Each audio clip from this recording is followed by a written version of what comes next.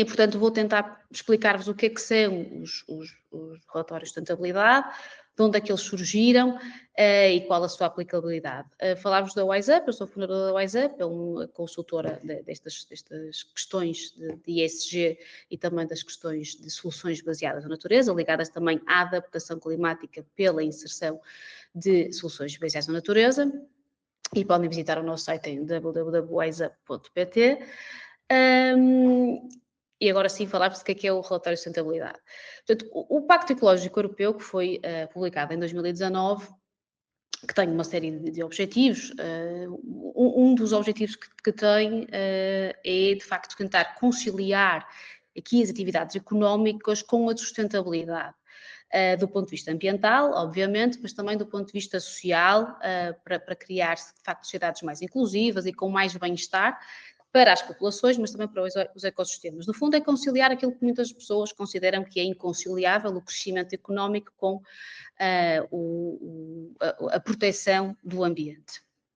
E para isso, naquilo que é as suas ações para conseguir esses objetivos, portanto, o Pacto Ecológico Europeu define, portanto, tem como meta a revisão de uma diretiva que já existia, que é a diretiva NFRD, que é a diretiva da divulgação das informações não financeiras. É assim que começa esta questão da sustentabilidade, como informação não financeira, porque as empresas já reportavam aquilo que era a componente financeira, e aqui a sustentabilidade aparece como a componente não financeira. E é neste quadro do Pacto Ecológico Europeu que então surge esta nova diretiva da CSRD, do reporte de sustentabilidade para as empresas europeias, com o objetivo de permitir até comparar as empresas da Europa, porque elas todas vão reportar de acordo com a mesma norma e de acordo com o mesmo framework, aumentar também a transparência e evitar aqui também questões de greenwashing, apoiar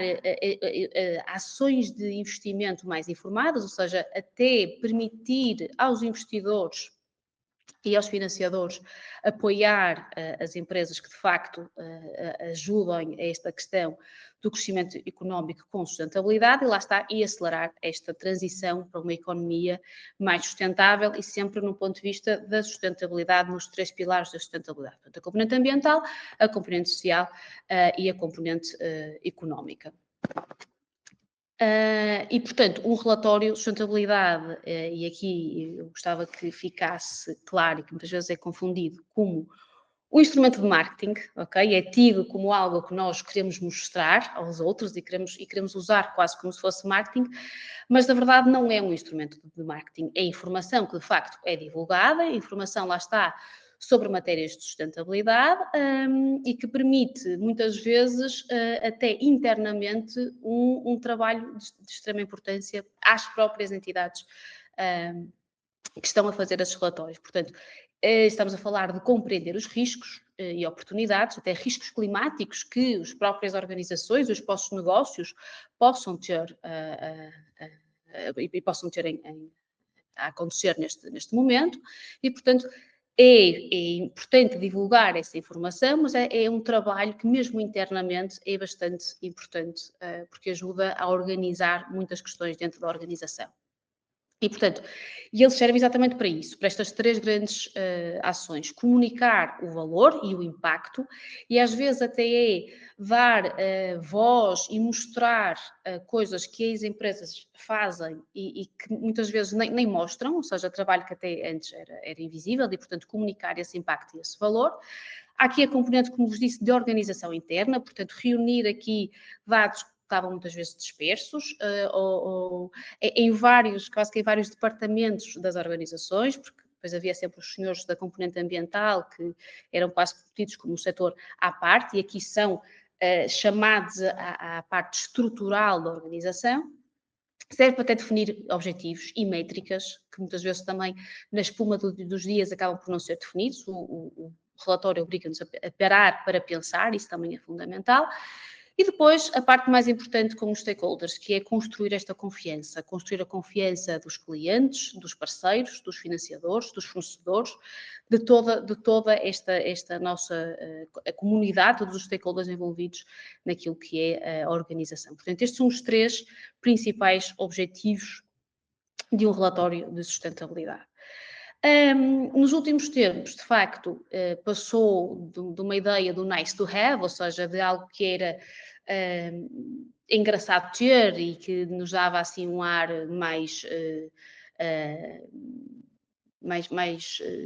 preocupado e organizado, para algo de facto que hoje é cada vez mais visto como um fator estratégico. Isso acontece principalmente por 3 razões. Uma é, de facto, a pressão do mercado. Portanto, os clientes começam a pedir dados de transparência, que podem ser os clientes finais ou até os nossos clientes, para os fornecedores para os quais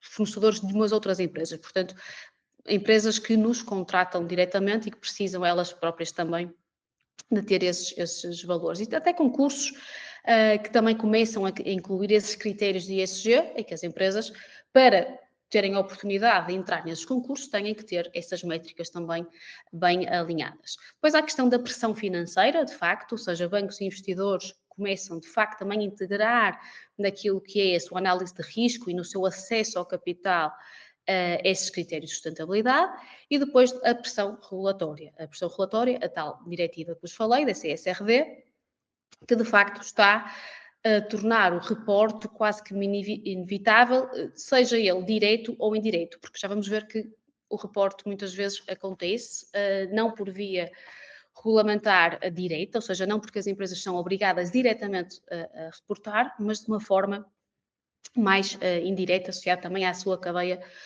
de valor.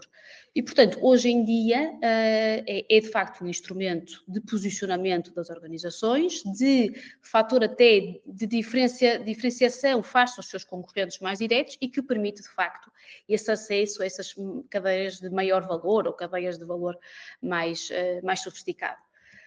E, portanto, que informação é que estes relatórios têm? Como vos disse, estes têm sempre a componente ESG, portanto, a componente ambiental, a componente social e a componente de governança.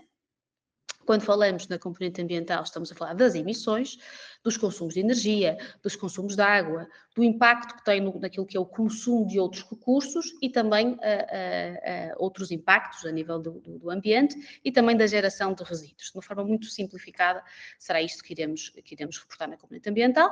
Depois temos a componente social, de saúde e segurança no trabalho, as condições laborais, o número de horas de formação, a retenção do talento, a capacidade que a organização tem, de facto, de reter as pessoas e lhes dar a oportunidade dentro da própria organização, a questão de igualdade de género, o gender pay gap, portanto, a diferença entre até os salários das pessoas do género feminino e do género masculino, ou então até o diferencial de pagamento entre as pessoas que de facto são os CEOs das empresas e a média do valor dos restantes salários, tudo isso é uma componente social bastante importante. E depois há a questão de governança, as políticas internas, as questões éticas, questões de coimas e multas que a empresa possa ter, a responsabilidade social, a questão também dos direitos humanos, tudo isto depois entra na parte da governança.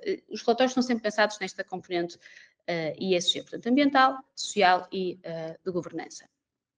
Falar-vos então da diretiva CSRD, que até mais ou menos há um ano atrás achava-se que ia ter muito mais impacto do que o que ela efetivamente tem neste momento. Portanto, inicialmente pensava-se que esta diretiva iria abranger todas as empresas europeias com mais de 250 colaboradores e foi assim que ela foi desenhada, com esse objetivo, e portanto estamos a falar de um grande número de empresas, ok, que seriam obrigadas a reportar de acordo com esta diretiva, e portanto teria um impacto brutal naquilo que é até o valor gasto, o orçamental que as empresas teriam que dispor para fazer estes relatórios, porque associado a esta diretiva está, de facto, um framework regulamentar muito intrincado. Portanto, são modelos de reporte bastante complexos. E estamos a falar de empresas que não são propriamente grandes empresas, estamos a falar de empresas com mais de 250 colaboradores e, portanto, o esforço que iria ser pedido às empresas europeias era, de facto, bastante grande. E no seguimento, no final de 2024 e no início de 2025, no seguimento de algumas pessoas começarem a perceber que isto poderia implicar alguma perda de competitividade das empresas europeias face às empresas do resto do mundo. Até o próprio relatório Draghi, que saiu no ano passado, diria que há uma tendência da União Europeia para uma excessiva regulamentação. Houve aqui um pacote, que foi o pacote Omnibus, que foi uma tentativa, e que depois foi aprovado no final do ano passado, de simplificar esta diretiva e reduzir aqui o âmbito das empresas que estão diretamente, hoje em dia, obrigadas a fazer estes relatórios. E, portanto, hoje em dia, aplica-se só às empresas que tenham mais de 1000 colaboradores e um volume de negócio maior a 450 líquido, 450 milhões de euros. E isto tem que ser cumulativamente. Portanto, as PMEs ainda estão de fora deste âmbito, porque pensa-se talvez em 2028 possam entrar, mas isto não sabe muito bem como é que será no futuro. Mas, de facto, a União Europeia sentiu a necessidade de simplificar este reporte, porque, de facto, era um novelo bastante complexo. Havia muitos pontos de reporte, muitas vezes que até eram em duplicado e, portanto, a ideia foi simplificar este modelo. Mas é importante dizer que, em termos regulamentares, esta diretiva pode e teve a tendência para a simplificação. No entanto, aquilo que são os objetivos da União Europeia do ponto de vista ambiental, nomeadamente a questão da neutralidade carbónica, mantém-se. Portanto, há que perceber isso. De facto, houve uma vontade e até quase que uma necessidade de aligeirar esta componente regulamentar e se calhar fazer isto de uma forma muito mais pausada, dando de facto mais tempo às empresas para se adaptarem e para limarem aqui arestas, mas as metas ambiciosas da neutralidade carbónica mantêm-se iguais na União Europeia. E, portanto, hoje em dia, as empresas que estão diretamente sobre o escopo desta diretiva são, de facto, muito menores, ou seja, estima-se que cerca de 10.000 empresas na União Europeia. Com a questão do Omnibus e com a retirada de muitas empresas, desta redução de quase 80% das empresas, houve aqui um outro referencial europeu que não era muito, ninguém lhe estava a ligar muito, e que de repente surge aqui como uma nova importância, surge aqui quase que renasceu, que são os relatórios voluntários, portanto os VSMEs, que são um referencial muito mais simplificado do que os referenciais da CSRD e que são voluntários e, portanto, permite às PMEs reportar de forma voluntária, porque lá está, elas não estão sobre o âmbito de direito da diretiva do reporte obrigatório. Portanto, permite às PMEs começar este trabalho de reporte de uma forma mais simples e proporcional àquilo que é a sua dimensão e até a sua ambição e sobretudo, à sua estrutura, que era algo que falhava muitas vezes naquilo que estava inicialmente pensado, porque nós estávamos a exigir muito logo à partida de empresas neste âmbito do reporte e, portanto, é muito mais proporcional e permite às empresas começarem o seu trabalho de forma voluntária. E muitas vezes estes relatórios voluntários nem sequer são publicados, ou seja, muitas empresas o que fazem é fazer estes relatórios voluntários como um exercício, como uma forma até de uma radiografia ao estado da empresa, perceber quais as arestas que precisam de ser limadas e depois, num segundo relatório, este sim possa ser de facto divulgado. Estes relatórios têm sempre dois módulos, um módulo mais básico pode ficar por aí, as empresas podem só reportar o módulo básico, ou então podem reportar de facto o módulo básico e o abrangente. E é uma forma também bastante importante das empresas começarem, importante e mais ágil das empresas começarem a incorporar esses critérios de ESG naquilo que é as suas operações e também conseguirem responder aos requisitos que vêm da cadeia de valor, ok? E lá está, é um modelo que se diz à medida das PMEs e é pensado para as PMEs. Portanto, há um módulo básico que tem a questão da base, uma base de preparação, uma base comum de informação, depois tem a questão das emissões de energia, as emissões também associadas ao carbono, as características da força de trabalho, a questão da saúde e segurança, da questão dos consumos de água, da poluição, da biodiversidade, do uso de recursos de economia circular, que eu até pus aqui a negrito pela questão, de facto, está de especial importância no setor da construção, condenações e multas, e portanto são estes os tópicos mais colocados, isto no módulo básico. E depois tem um módulo abrangente que então tem metas de redução, metas para a transição climática, o risco climático, a questão da conduta empresarial, dos direitos humanos, a relação de género também naquilo que são os papéis mais de governação e de maior responsabilidade dentro das organizações. E, portanto, estes são os focos principais destes VCMEs, os relatórios voluntários, para o reporte, sobretudo das PMEs. E eles diferem, lá está, são bastante mais simples dos relatórios da SSRD e do framework do ESRS, até porque têm uma ideia do se aplicável, enquanto nos relatórios da CSRD as empresas têm que reportar tudo o que é material, isto no sentido de uma dupla materialidade, ou seja, a empresa tem que considerar o seu impacto sobre o ambiente e sobre a sociedade, por exemplo, a questão dos resíduos de obra, a questão do consumo de recursos, a segurança no trabalho, as condições da subcontratação, isto mais aqui também focado na questão da construção, isso é o seu impacto direto no ambiente e na sociedade, mas devem também relatar o impacto que esses fatores ambientais e sociais poderá ter no seu próprio negócio e nos resultados do seu negócio. Por exemplo, eventos climáticos que podem, de facto, atrasar obras, ou então o aumento exponencial do preço das energias ou o preço dos materiais, que isso vai influenciar diretamente os resultados do próprio negócio. Portanto, há essa dupla materialidade.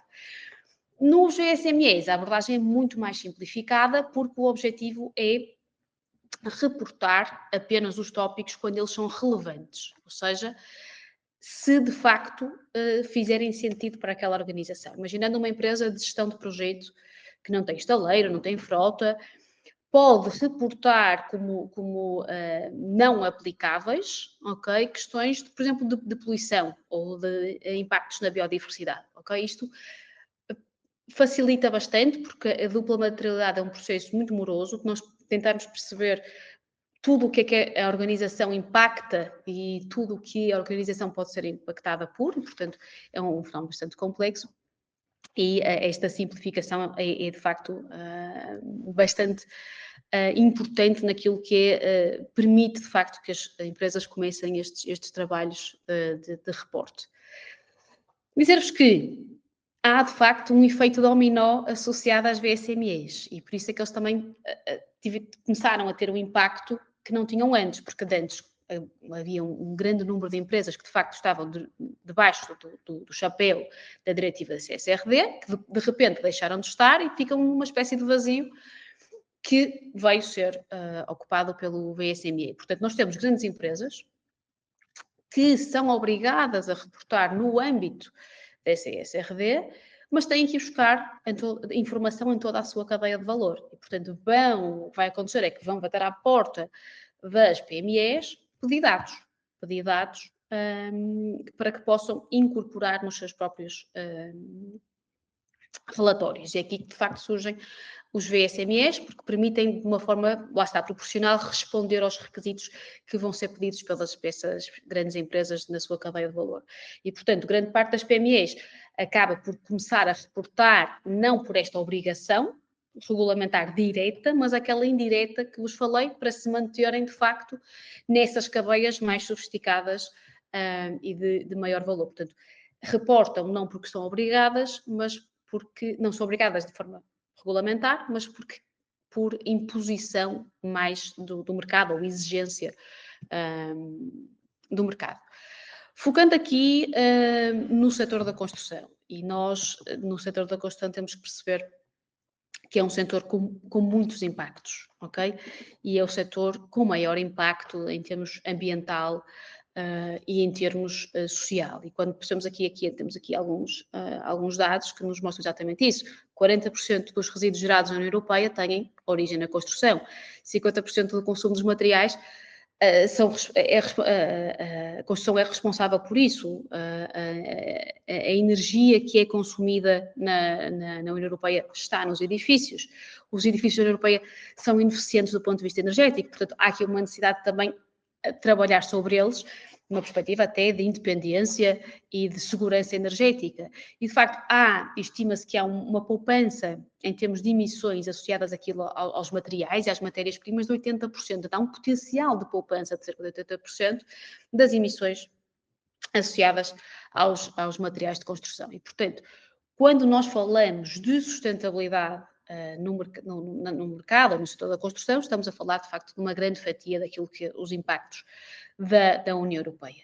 E falei-vos que isto são os impactos ambientais, mas também há, de facto, os impactos sociais e até laborais. Portanto, nós sabemos que cerca de 24% dos acidentes de trabalho mortais da União Europeia acontecem no setor da construção. É um setor também altamente dependente de trabalhos temporários, trabalhos precários, também de alguma forma tem problemas associados à questão dos direitos humanos, a trabalhadores imigrantes ou migrantes, e que de facto têm depois problemas associados também a questões de direitos humanos e não nos será alheia à questão do que aconteceu nos estádios do Mundial de Futebol há uns anos. E, portanto, essa também é uma questão. Também o setor da construção está muito também ligado ao trabalho informal, e depois todos nós sabemos que há um problema de regeneração aqui da mão de obra, não é? E 34% dos trabalhadores são numa faixa etária entre os 50 e os 64, estamos a falar de quase pré-reforma,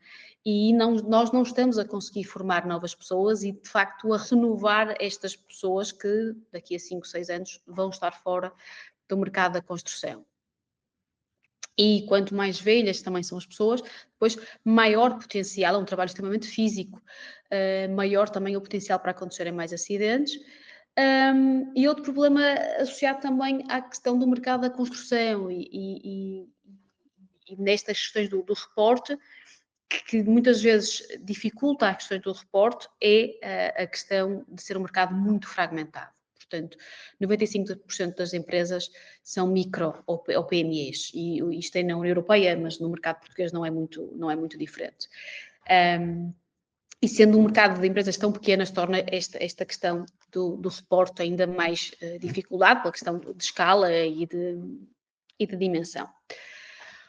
Portanto, o setor da construção é um setor cheio de desafios, não é? E tem esses desafios sociais, laborais e ambientais para conseguir superar, e os relatórios podem ser, de facto, importantes para se começar a estruturar uma resposta credível a este setor que tanto precisa daqui de uma renovação e de uma maior confiança até do mercado.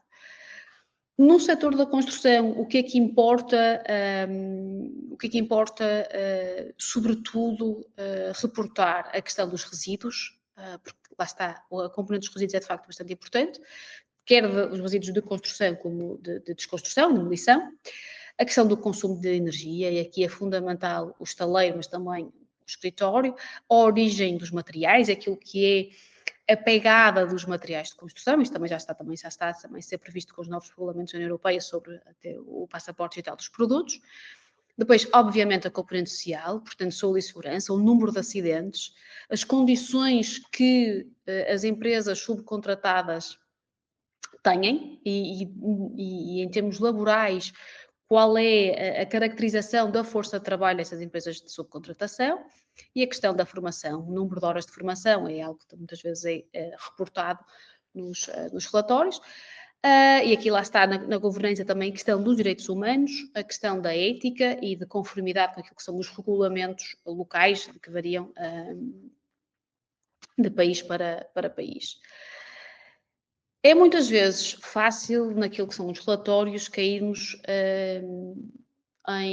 no greenwashing. O greenwashing também é um conceito subjetivo, mas que de facto não deve ser evitada, e também há uma diretiva agora também europeia sobre greenwashing, e muitas vezes acontece, e é muitas vezes uma tentação, ou é muitas vezes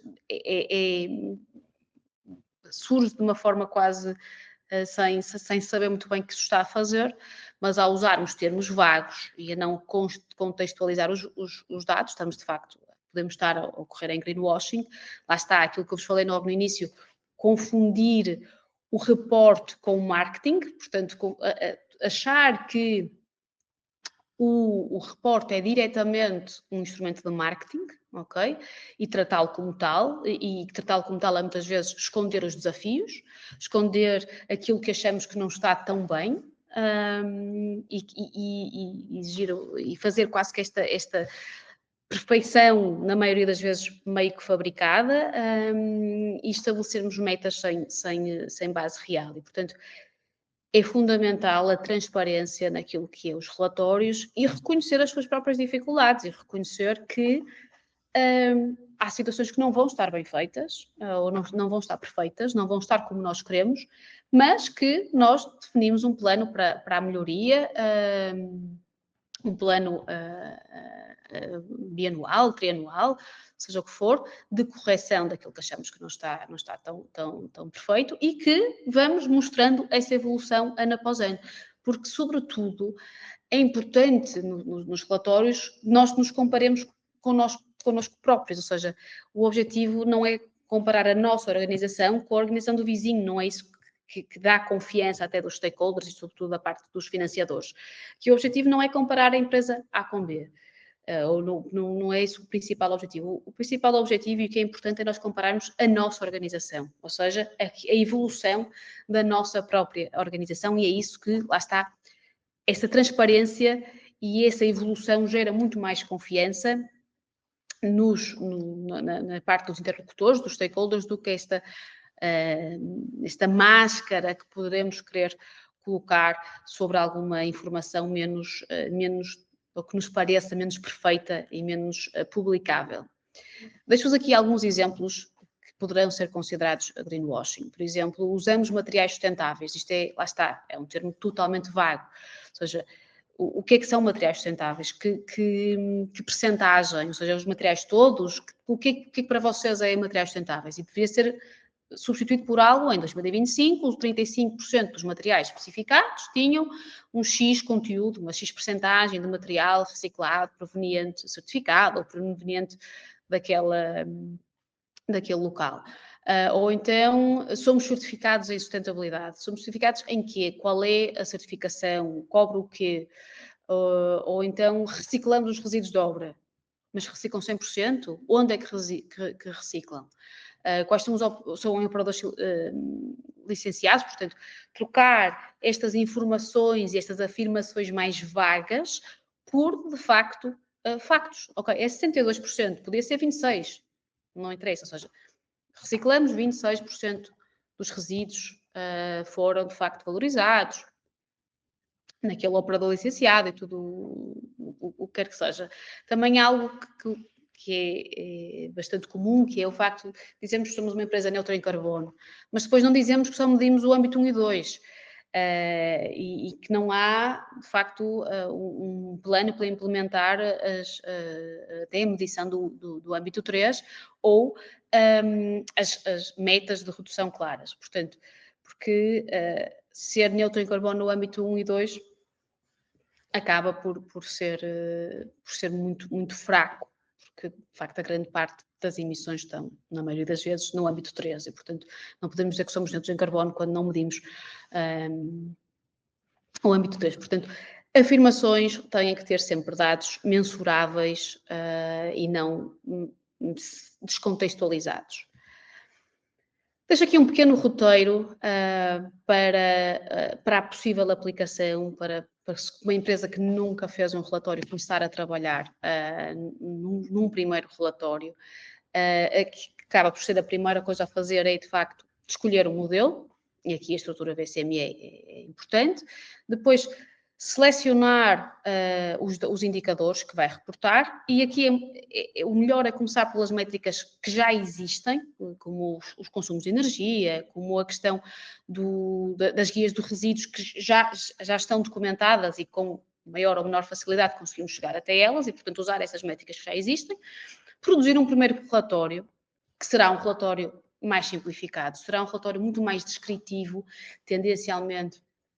Os primeiros relatórios são muito mais narrativos, onde nós escrevemos muito mais o que fizemos, do que propriamente um relatório muito analítico, em que analisamos os números e os KPIs e os objetivos que foram, de facto, conseguidos e os que não foram conseguidos. E depois, lá está, estabelecer esta rotina. E o objetivo, e na maior parte das vezes é conseguido, é ir acrescentando maior valor, ir acrescentando maior informação, e este histórico de dados é de facto importante e cria esta confiança das pessoas que vão de facto ver o nosso relatório. Para terminar, de facto, dizer-vos que o setor da construção está no centro do desafio, mas também da oportunidade. Isto pode ser um bocadinho demasiado clichê, mas é verdade. Porquê? Porque estamos a falar de um setor que tem um muito grande impacto ambiental e social. E depois há outra coisa associada, que é o setor que, em termos de perspectiva de crescimento, tem uma grande perspectiva de crescimento, porque nós precisamos, há uma crise de habitação, há uma crise de eficiência energética, há um maior desenvolvimento económico, e é preciso, o setor da construção só vai aumentar nos próximos anos. E se nós percebemos que estamos a falar de um setor que tem muito impacto ambiental e social, aumentando este setor, também aumentam os seus impactos. E, portanto, será importante nós conseguirmos transformar estes desafios, de facto, em oportunidades e usarmos o relatório de sustentabilidade é uma forma para nós conseguirmos, de facto, conseguir isto e tentar reduzir, lá está, os impactos do setor no ambiente, mas também na questão da responsabilidade social, para conseguirmos uma maior adaptação climática, e percebemos que, de facto, a questão da adaptação climática é uma questão que não podia estar mais na ordem do dia. O mercado muito mais competitivo, onde estas empresas, que já percebemos que são empresas, na sua maioria, empresas mais pequenas, que possam também crescer, serem mais competitivas e gerarem maior confiança. Portanto, o objetivo é a redução dos impactos do setor da construção e eu creio que o relatório de sustentabilidade é um instrumento estratégico para que isso, de facto, possa acontecer. Eu espero não me ter excedido muito no tempo.